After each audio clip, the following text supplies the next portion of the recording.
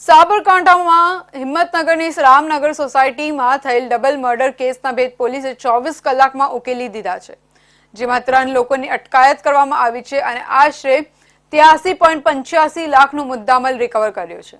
સાબરકાંઠામાં હિંમતનગરની રામનગર સોસાયટીમાં થયેલ ડબલ મર્ડર વિથ લૂંટનો ગુનો ઉકેલાયો છે। ઘટના આવી બની હતી કે મંગળવારે બપોરના સુમારે પતિ પત્નીની કરુણ હત્યાને અંજામ આપવામાં આવ્યો હતો।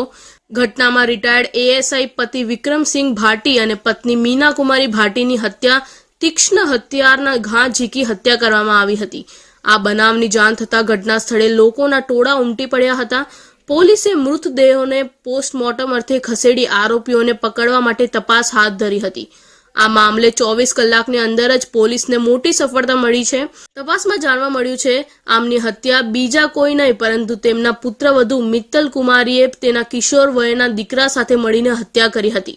પૂછપરછ કરતા મિત્તલ કુમારીએ સસરા વિક્રમસિંહ ભાટી તથા સાસુ મનહર કુવુબા તેમને અને તેમના દીકરાને માનસિક ત્રાસ આપતા હતા અને તેઓની સાથે ઝઘડો કરતા હતા, જેથી પોતે તેમના દીકરા સાથે મળીને આ બંનેને મારી નાખવાનું નક્કી કર્યું હતું।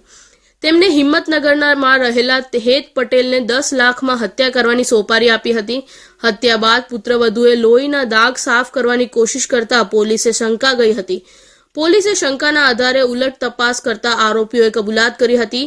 ત્યારબાદ પોલીસે 4 આરોપીઓ પાસેથી 83.85 લાખની રોકડ અને દાગીના રિકવર કર્યા છે અને હજુ વધુ કાર્યવાહી હાથ ધરી છે।